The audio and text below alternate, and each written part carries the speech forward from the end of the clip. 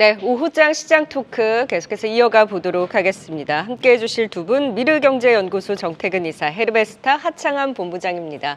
안녕하세요. 네, 반갑습니다. 네, 오늘 시장 장중 좀 상승 전환에 나서나 싶었는데 지금은 보합권에서의 등락을 거듭하고 있는 상황입니다.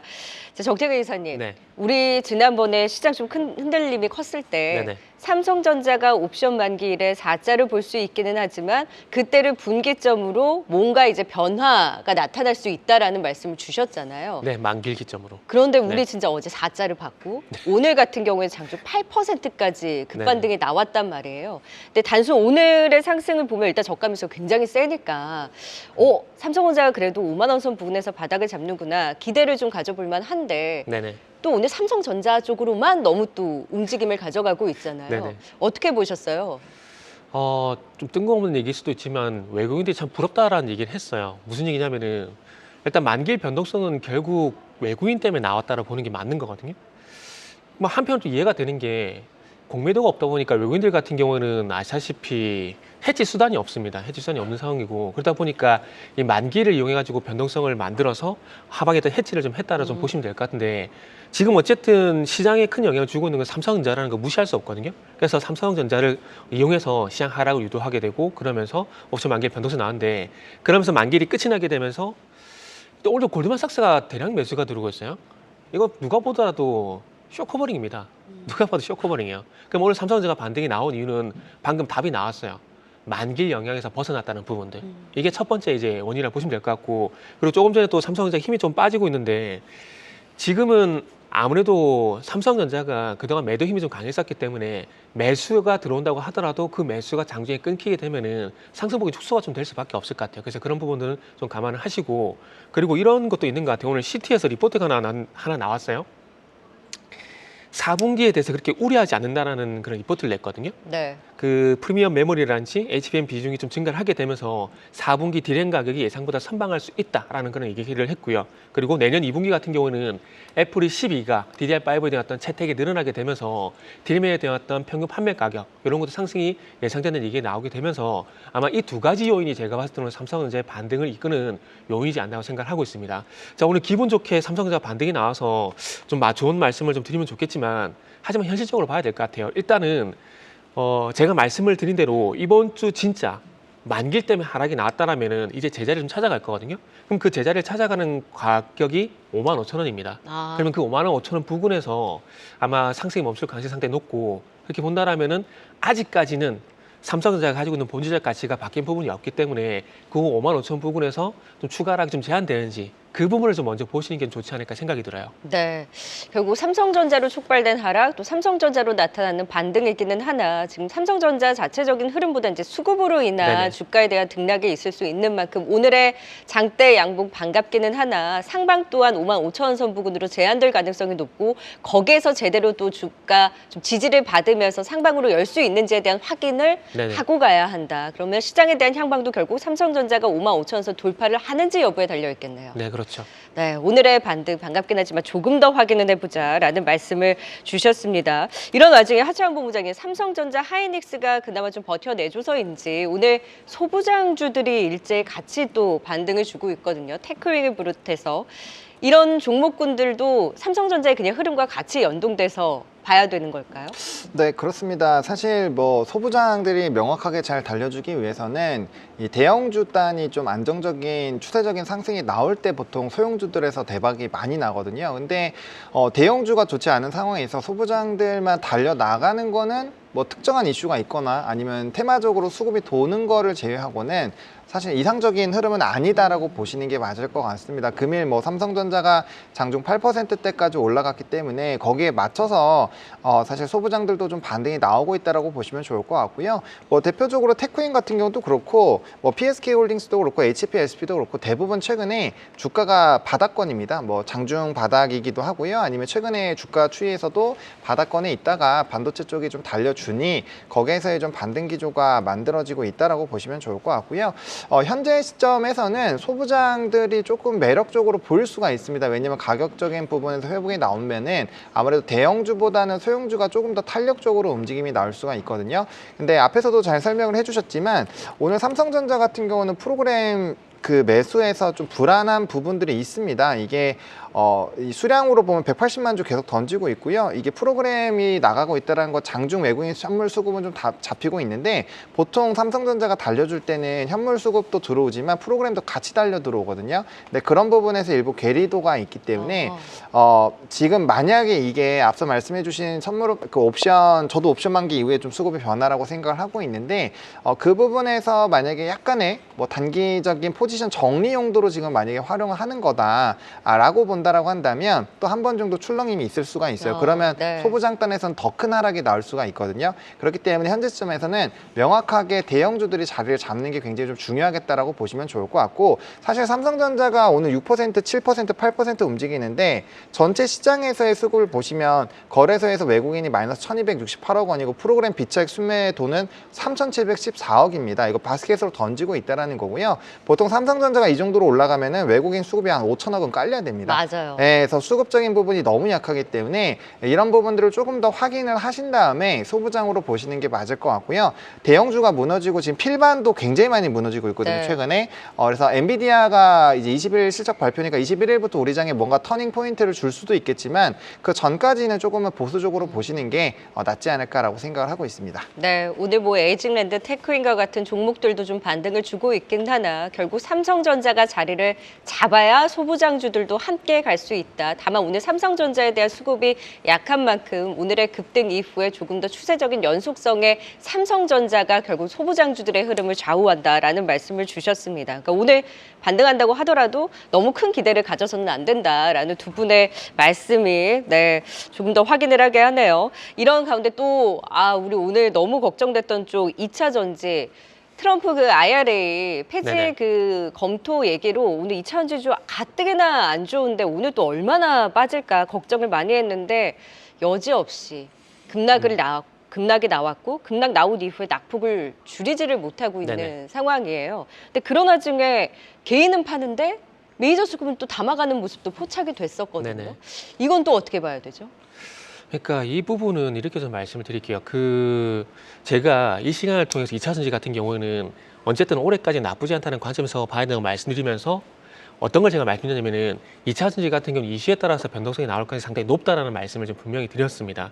지금 어찌 보면은 세액공제라는 이 이슈 때문에 좀 크게 흔들리고 있는 부분들이 있는데 일단 중요한 건 뭐냐면은 그래도 메이저 수급들이 들어오고 있는 부분들이 결국 1차적으로는 트럼프 수요에 대한 수에 대한 부분들 이런 것들이 좀 반영된다고 보시면 될 것 같고요. 그리고 두 번째는 제가 주목하는 부분인데 자 결국 2차 전지가 안 좋은 건 결국 수요 문제잖아요. 그죠? 근데 최근에 LG 에너지솔루션이 스페이스 X 쪽으로 우선적으로 배터리 공급한다는 뉴스 나왔잖아요. 그 뉴스 나오게 되면서 주가가 괜찮았었잖아요. 근데 제가 여기를 왜 주목을 하냐면은 그동안 2차 전지의 사용처가 그 전기차 제한이 돼 있었다면은 우주선 쪽으로 가게 된다는 건 수요자가 확대가 된다는 얘기거든요. 네네. 그러면서 휴머노이드랑 로봇 같은 경우도 마찬가지로 탑재될 가능성이 있다는 얘기가 나오는데 그러면 이 얘기를 왜 말씀을 드리냐면은 그러면 결국 수요가 2차 전지 가장 큰 문제라면은 2차 전기차 제한되는 것들이 아니라 우주선이라든지 휴머노이드 쪽으로 확대가 되게 되면은 이게 결국 수요 증가로 연결되는 거잖아요. 그런데 한 가지 아쉬운 건 LG 에너지솔루션 쪽에 제한이 된다는 거. 그게 좀 아쉽다는 말씀인데. 근데 LG 에너지솔루션은 또 오늘 외국인 기관 여기는 또 팔아요. 개인은 네. 좀 담는 모습이거든요. 이게 일단은 이게 참 이게 에코프로 그룹주는 네네. 외국인이 담는 반면에 네. 개인이 파는 것을 LG 에너지솔루션은 우리가 가장 기대감이 높다라고 하니까 좀 빠질 때 들어가는 매수가 있다라는 네. 거잖아요. 외국인 기관은 파는데. 일단은 리스크 관리라 봐야 될 것 같아요. 근데 만약에 이 분위기가 뒤집히게 되면은 전 또 매수 들어올 거라고 봐요. 제가 지난 시간에 엔비디아와 SK 하이닉스 관계를 말씀드리면서 테슬라, LG 에너지솔루션 연결된 쪽 보자고 말씀드렸거든요. 그때 당시 또 외국인 기관이 들어왔어요. 네네. 그런 관점에서 보게 된다면은 지금은 그 우려감에 의한 매도가 나오는 부분들이 있는데 조금 전에 말씀을 드렸듯이 다시 한번 스페이스X라든지 이런 모멘텀이 반영이 되게 된다면은 저는 다시 LG 에너지 솔루션을 중심으로 한 그 외 연관성의 수혜주 종목들 같은 경우는 저는 매수가 들어온다고 봐요. 그래서 결론은 뭐냐면은 일단 변동성이 심할 수밖에 없습니다. 그리고 손절은 이미 작년 하반기 했었어야 돼요. 네. 그러면 그런 관점에서 보게 되면 지금 손절하는 건 제가 볼 때는 의미가 없다고 봅니다. 변동성이 있다고 하더라도 마찬가지예요. 그러면 이제 앞으로는 어쨌든 2차 전지에 대한 부분들이 더 이상 나빠질 게 없다는 관점에서 보게 된다면 일단은 버티는 게 맞다고 봐요. 그리고 반응은 어디부터 나오느냐? 테슬라, LG 에너솔 쪽으로 먼저 나올 가능성이 있기 때문에 이 부분이 시간이 지나서 시장의 거래 대금이 늘어나게 되면서 확장이 되는지 여부를 보시는 게 저는 맞다라고 말씀드리고 싶네요. 네, 일단 IRA 폐기라는 우려로 급락은 여전히 나오면서 네네. 이제 2차전지도 변동성 확대할 수 있는 것은 어쩔 수 없는 불가피한 것이긴 맞지만 결국에는 현실성을 따져보는 과정에서의 네네. LG 에너지 솔루션 그야말로 뭐 테슬라도 그렇고 스페이스X와 네네. 더불어서 최근에 뭐 긍정적인 뉴스들을 워낙 계속 전했던 핵심 네네. 주인이만큼 이쪽을 중심으로 다시 한번 반등을 나설 가능성이 있는 만큼 LG 에너지 솔루션은 좀 변동성 확대 이후에 네네. 계속해서 긍정적으로 네네. 지켜보자. 제가 볼 때는 머스크 관련돼서 또 어떤 뉴스가 나올지 모르겠지만 오늘은 이렇게 조금 또 급락이 나오지만 또 머스크 관련해서 또 좋은 뉴스가 나오게 되면은 또 분위기 반전이- 바뀔 거예요. 네. 네, 저는 그렇게 봅니다. 맞습니다. 2차 전지도 오늘 워낙 이제 급락하다 보니 손절을 하는 네네. 그것에 대해서 이제 실익은 없는 없습니다. 상황이고 네. LG 에너지 솔루션을 중심으로 또 분위기 반전 나올 수 있는 여지를 기다려보자라는 말씀을 주셨습니다.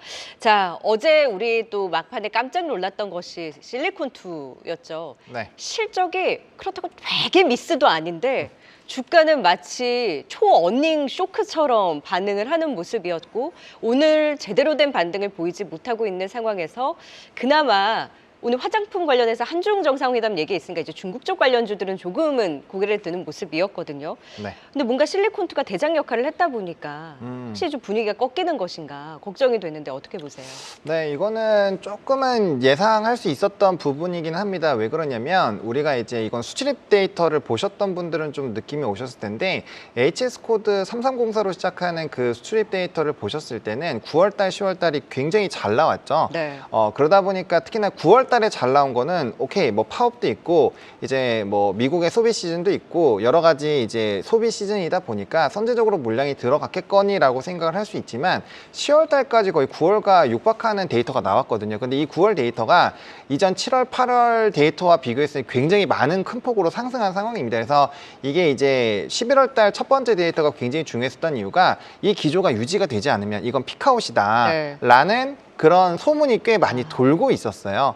그리고 이 실리콘2 같은 경우 다들 아시다시피 플랫폼 기업이고 워낙 또 실적이 가파르게 잘 오르고 있었던 회사이다 보니까 이 실적에 대한 기대치가 좀 높았던 부분이 거기에 미스가 나면 좀 타격을 받을 수밖에 없었던 상황이라는 거죠. 가뜩이나 이제 뭐 나머지 기초나 뭐 색조 쪽에서의 이런 종목군들이 꽤 많이 주가가 빠지고 있는 상황에서 마지막으로 버티고 있었던 종목 중에 하나이다 보니까 좀 빠르게 차익이 나왔다라고 보시면 될 것 같고요. 이게 올라온 다음에 접근하신 분들도 많겠지만 실리콘2가 이제 2023년 1월부터 사실 웬만한 화장품주들이 좀 상승 기조가 나오기 시작을 했는데 네. 이때 시작할 때가 실리콘2가 2,900원대입니다. 요번 올해 최고가가 54,000원대예요. 코스메카 코리아나 이런 종목군들도 10배 이상 올랐는데 이 실리콘2는 워낙 실적이 잘 나오다 보니까 20배가 올랐습니다. 그러니까 사실 최근에 들어서 들어오신 분들이 아닌 이상으로는 다 엄청나게 큰 수익을 갖고 있는 거예요. 근데 이 꺾이기 시작을 하면은 이들은 요 1%가 1%가 아니거든요. 복리로 들어가다 보니까 그래서 물량을 좀 강하게 던지지 않았나라고 보고 있는 상황이고요. 그렇다고 해서 이 실리콘2의 뭐 성장이 꺾였냐 그건 아니겠죠. 하지만 주가가 지금 버티기가 힘든 상황이고 글로벌 우리나라 지수 딴에서도 지금 수급이 너무나도 공백이 네. 좀 큰 상황이기 때문에 일단은 차익이 나오기 시작하면 너도 나도 이렇게 물량을 나올 수 있었던 상황이고 거기에 대비했을 때 사실 매수의 힘이 너무 약하지 않았는가 그래서 20% 이상의 좀 주가의 밀림 현상이 나왔다라고 해석을 해보시는 게 맞을 것 같습니다. 당분간 조심하는 것이 낫겠네요. 그렇죠. 뭔가 수출입 데이터에서 명확하게 네. 턴이 나오지 않는 이상 일단은 우리가 화장품 같은 경우는 지역도 계속 확대가 되고 있고 침투율이 높아지고 있다 네. 보니까 아무래도 좀 긍정적으로 보실 수는 있는데 이 속도 라면 쪽도 마찬가지로 수출 데이터 계속 좋아지고 있고 점유율 확대되고 있지만 이 주가의 폭이 너무 네, 가파르게 네. 올랐기 때문에 차익이 세게 나왔잖아요. 비슷한 개념이라고 보시면 될 것 같습니다. 사실 오늘 VT는 좋은 실적에 장중 10%까지 급등 나오긴 했습니다만 여기에 윗꼬리를 또 달고 있는 상황이고 그 외에 중국 관련해서 코스맥스라든지 아모레퍼시픽이 항중 정상회담 개최 소식과 맞물려서 좀 반등을 주기는 했습니다만 화장품주 전반적으로 대장의 실리콘2의 흔들림과 함께 조금은 보수적인 관점으로 관망할 필요가 있다라는 의견까지 주셨습니다. 네, 실시간 또 오후장 움직였던 종목들 살펴봤고요. 이어서 수급 특징주도 확인하고 오시죠.